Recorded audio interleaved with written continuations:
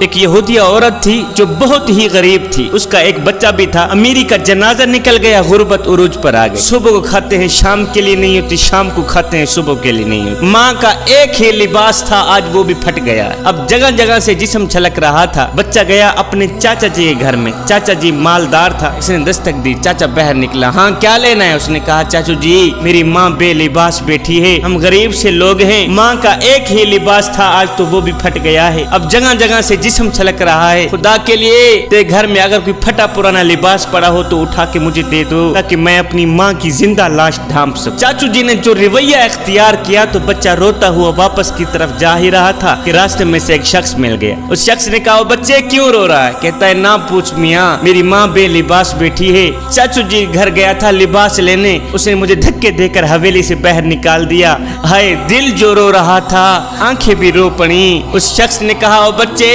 رو مت، اگر چاچو جی نے لباس نہیں دیا تو کیا ہوا؟ میں تمہیں ایک ایسا در نہ بتاؤں جہاں دشمن بھی گیا ہے خالی ہاتھ واپس نہیں آیا۔ بیٹے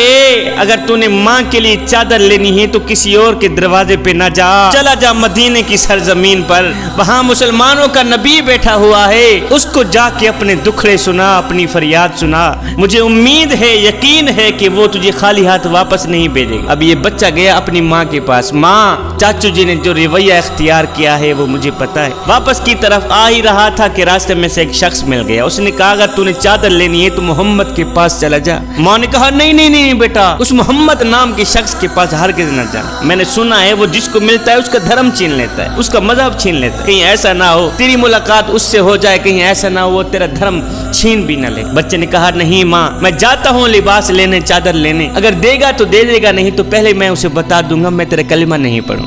اب یہ بچہ گھر سے باہر نکلا، اس بچے نے جیسے ہی مدینے کی دہلیز پر قدم رکھا تو کیا دیکھتا ہے؟ میرے کریم نبی رحمت والی چادر اوڑے ہوئے بیٹھے ہوئے۔ میرے کریم نبی نے جب اس بچے کو دیکھا تو بچے کا دل رو رہا تھا، میرے نبی نے فرمایا بچے خیر تو ہے کیوں رو رہا ہے؟ کہا میری ماں بے لباس بیٹھی ہے، تیرے دروازے پہ آیا ہوں چادر لینے، لباس لینے، کوئی چادر دینی ہے تو دے دے، نہیں تو پہلے بتا دوں میں تیرا کلمہ نہیں پڑھوں گا۔ ہے میرے کریم نبی نے جب سنا کہ اس کی ماں بے لباس بیٹھی ہے، اس کو لباس کی اشد ضرورت ہے، تو میرے کریم نبی نے وہ رحمت والی چادر اتاری اس بچے کے ہاتھ میں دے دی، کہا بچے جلدی جا اپنی ماں کا جسم ڈھانپ کے۔ بچہ رحمت والی چادر لے کر خوشی خوشی دوڑتا ہوا گھر میں گیا، یہودی ماں لیٹی ہوئی ہے، اس بچے نے جیسے ہی رحمت والی چادر ماں کے اوپر ایسے اڑائی تو ماں کے دل کی دنیا بدل گئی۔ بیٹے وہ نبی بھی سچا ہے، اس کا دین بھی سچا ہے کہ جو نبی غیروں کا اتنا خیال رکھتا ہے وہ نبی اپنوں کا اتنا خیال رکھتا ہو۔